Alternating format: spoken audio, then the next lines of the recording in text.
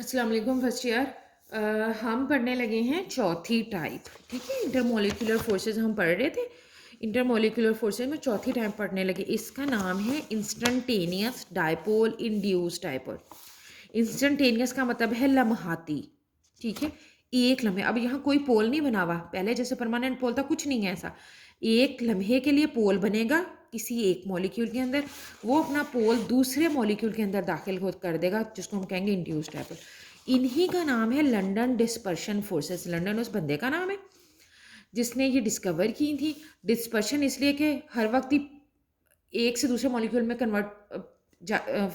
होती रहती हैं, ट्रैवल करती रहती हैं। ठीक, अब ये किन के दरमियान में होगी? बिल्कुल अपोजिट है डायपोल डायपोल का।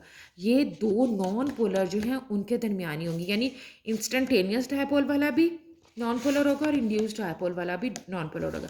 ये वाला क्वेश्चन जो है वो सब्जेक्टिव के लिए भी आ जाता है। ऑब्जेक्टिव के लिए तो आएगा ही आएगा कि शॉर्ट क्वेश्चन के लिए, लेकिन सब्जेक्टिव के लिए भी आ जाता है। जो सब्जेक्टिव के लिए आपकी बुक के अंदर ना पूरी तफसील लिखी हुई है हीलियम मॉलिक्यूल्स के अंदर कि किस तरह जो है वो होगी, तो वो पूरी एक्सप्लेनेशन लिखनी है आपने इसकी कि किस तरह लिख होती हैं प्रीवेल करते हैं। मैं अभी आपको समझा देती हूँ किस तरह जो है वो मौजूद होती हैं इन मॉलिक्यूल्स के अंदर, नॉन पोलर मॉलिक्यूल्स के अंदर।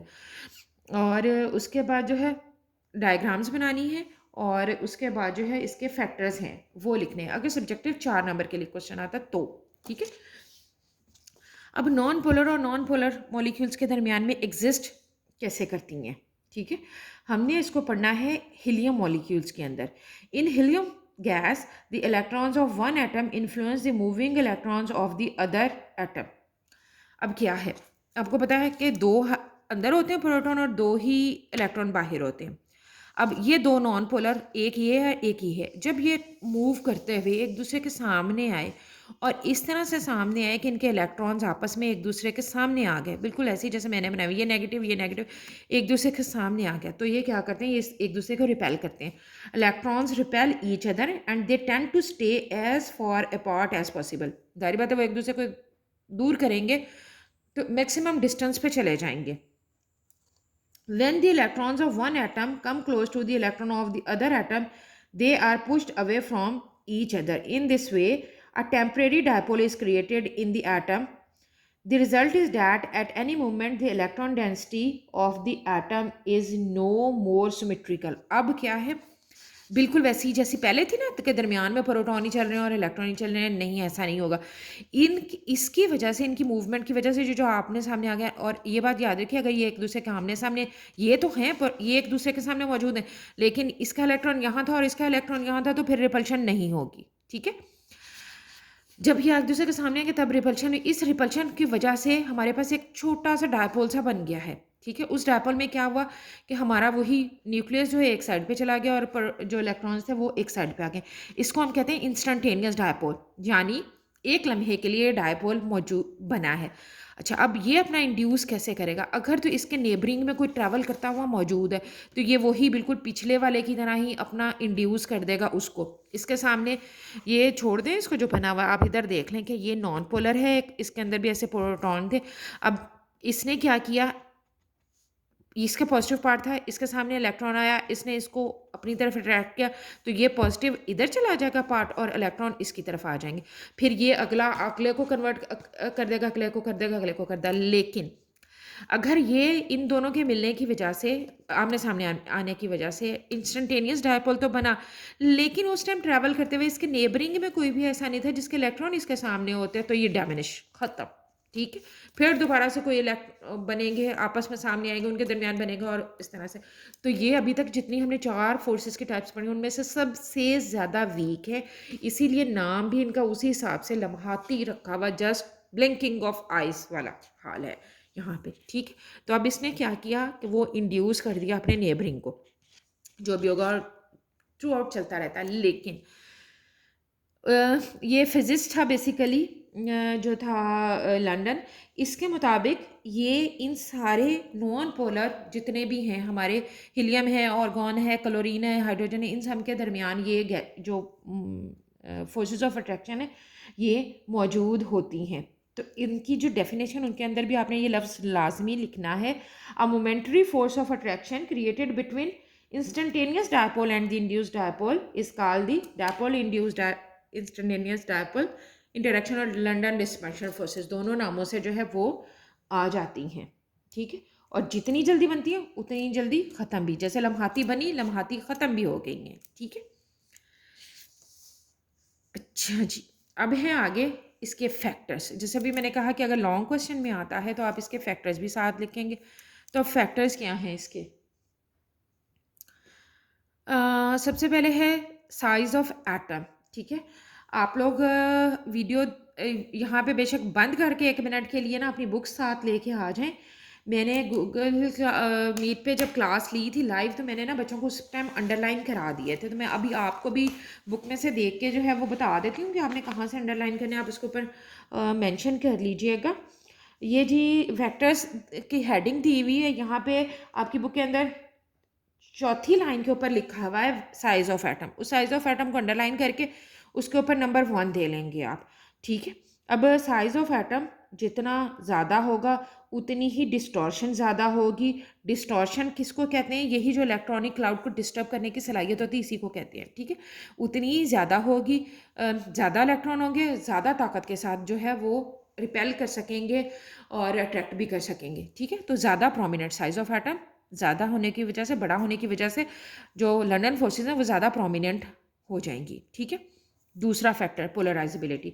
इसमें जनाब जो आपके इसी फैक्टर्स के अंदर तीसरा पैराग्राफ है, उसमें सबसे पहले तो आपने पोलराइजेबिलिटी की डेफिनेशन को अंडरलाइन करना है कि पोलराइजेबिलिटी होती क्या है। पोलराइजेबिलिटी बेसिकली क्वांटिटेटिव मेजरमेंट है of what to the extent और to which the electronic cloud can be polarized और डिस्टॉर्टेड।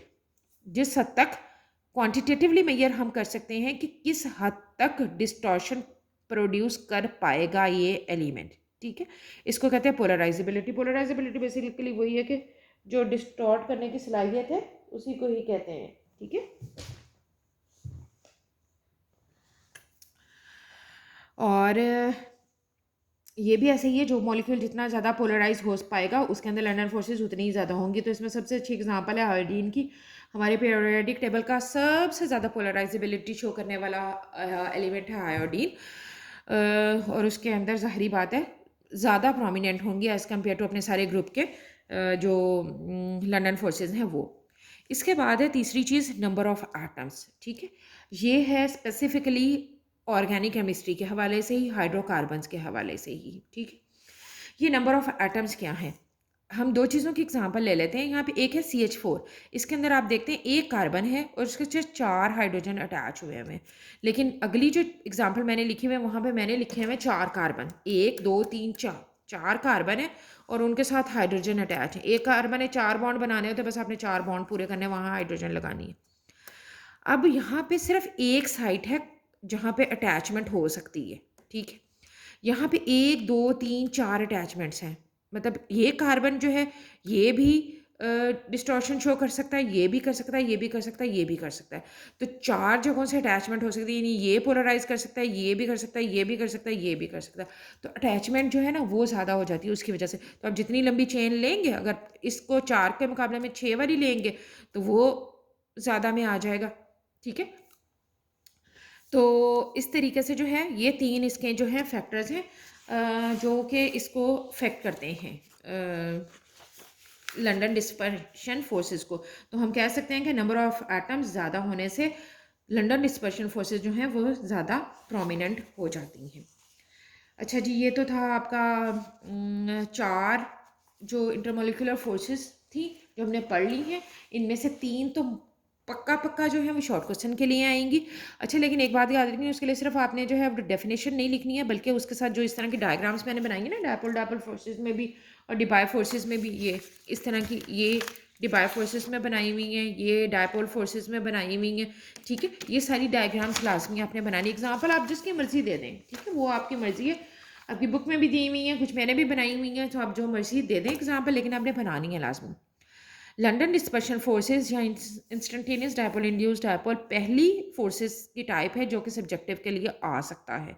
4 नंबर के लिए सवाल 4 नंबर के लिए आएगा तो आपने पूरी लिखनी है, डेफिनेशन भी लिखनी है। ज़ाहिर बात है, जैसे मैंने बताया कि नॉन पोलर में होती हैं, तो हीलियम में आपकी बुक की एग्जांपल दी हुई है। हीलियम में पूरी तफसील के साथ बताना है कि कैसे-कैसे वो एक-दूसरे के करीब आते हैं। फिर जो है वो इंस्टेंटेनियस डायपोल प्रोड्यूस करते हैं और इंड्यूस्ड डायपोल प्रोड्यूस करते हैं और उसकी वजह से वो जो है वो थोड़ी देर के लिए जस्ट मोमेंट जो है वो प्रोड्यूस होती हैं और उतनी जल्दी ख़त्म हो जाती हैं। और उसके बाद फैक्टर्स भी आप लिखेंगे 4 नंबर के लिए जब आएगा, साइज़ ऑफ एटम, पोलराइजेबिलिटी और नंबर ऑफ एटम्स। ये हो गया ख़त्म। फर्स्ट ईयर आप सारे के सारे पूछते रहते हैं कि हमारी लाइव क्लास क्यों नहीं होती। बेटे अगर आप लोग यूट्यूब पे हफ्ते में एक लेक्चर लेंगे ना, तो आपका सिलेबस आप खुद ही जानते हैं, आपके सामने है किताब के कब ख़त्म होगी, ठीक है। गूगल क्लासरूम का जो एक फ़ायदा मुझे नज़र आता है, ठीक है बहुत सारे फैक्टर्स होंगे, सारा कुछ ही नेट की अवेलेबिलिटी, ये वो सारे इश्यूज़ हैं, लेकिन हमें इन सारे इश्यूज़ के साथ सर्वाइव करना है, ठीक है। तो अब कुछ पैसे बचा लीजिए, अपनी कोई भी एक्स्ट्रा जो आप खर्चा करते हैं उसको बचा के, एक आध सूट ना लें, कोई एक जूता ना लें, कोई लग्ज़री जो भी आप मतलब करते हैं, सारे लोग तो नहीं करते होंगे लेकिन जो भी आप करते हैं उसको थोड़ा-सा अवॉइड करके जो है वो आप अपना नेट का खर्चा चला सकते हैं। नेट का कोई इतने दिन का पैकेज ले लें जिसके लिए आपको उस उतने 1 घंटे का ले लें जब आप क्लास ले रहे होते हैं, उसके लिए ले लें। लेकिन इसके लिए कोई लाज़मी करें क्योंकि गूगल क्लासरूम का फ़ायदा ये है कि उस पर डेली क्लास हो जाती है। यूट्यूब पे जो लेक्चर अपलोड करने के लिए ना पहले लेक्चर बनाना, फिर उसके ऊपर आवाज़ की डबिंग करना, फिर उसको जो है अपलोड करने प्रोसेसिंग में भी आपको पता है कुछ घंटे से 1.5 घंटा लगता है यूट्यूब पे प्रोसेसिंग करते हुए। तो काफ़ी एक लंबा टाइम है। तो बराए मेहरबानी अगर आप में से कोई लोग जो हैं वो सॉरी गूगल क्लासरूम पे आ जाएँ तो मुझे भी फ़ायदा होगा और आपको भी फ़ायदा होगा।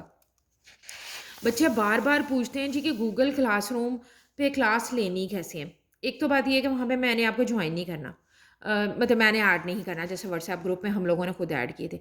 एक तो ये कि गूगल क्लासरूम पे भी इसी तरह की है, वहाँ लाइव क्लास नहीं होती। उसके साथ जो चीज़ आपको एक्स्ट्रा ऐड करनी पड़ती है ना वो है मीट। गूगल ही की है मीट, ठीक है? वैसे तो मैंने बताया था ये उस पे भी होती है, लेकिन अगर आप लोगों को नहीं मिल रही ना तो छोड़ें उसको, आप प्ले स्टोर पे जाएँ, वहाँ गूगल मीट टाइप करें और उसको डाउनलोड कर लें अपने पास। आप इसको जब क्लिक करेंगे, ठीक है? मतलब आपने इसको जब खोला, ओपन किया, तो आपके पास ना 2 चीज़ें आती हैं ऊपर लिखी हुई। एक यहाँ पे आता है न्यू मीटिंग और एक होता है जॉइन विद कोड। वो जो व्हाट्सएप में मैं जॉइन करने के लिए कोड भेजती हूँ, आप उसको क्लिक डायरेक्ट करते हैं, आपके पास मीट है तो आपका वहीं पे खुल जाता है। उसके बाद एक लफ्ज़ लिखा हुआ था जॉइन, आप उस जॉइन के लफ्ज़ को दबाएँगे, तो वो फिर मेरे पास ऑप्शन आ जाती है कि फ़लाँ बंदा जो है वो आपकी क्लास जो है वो जॉइन करना चाह रहा है। मैं एडमिट कर देती हूँ, आप क्लास जॉइन कर लेते हैं। बड़ा ही आसान मेथड है, काइंडली आप करके देखिए। आपको खुद भी फ़ील होगा कि ये काफ़ी आसान काम है। अब देखिए मैं आज तकरीबन सारा जो लिक्विड वाला पोर्शन है वो मैं सारा पढ़ा चुकी हूँ गूगल क्लासरूम पे। अब ये सिर्फ़ यूट्यूब पे क्लास जो है आप लोगों के लिए मुझे इसके ऊपर जो है वो शेयर करने के लिए करना पड़ रहा है ये सारा कुछ, वरना मैं अपनी सारा कुछ वो जो है वो अपलोड कर चुकी हूँ उसके ऊपर, सॉरी पढ़ा चुकी हूँ ये सारा कुछ जो आपको अब पढ़ाया जा रहा है, ठीक है? इसको आपने जॉइन करना और आप क्लास के अंदर आ जाएँगे। कोशिश कीजिए कि मैक्सिमम लोग जो हैं वो जॉइन कर लें ताकि हम अपना सिलेबस जो है वो जल्द अज़ जल्द ख़त्म कर पाएँ।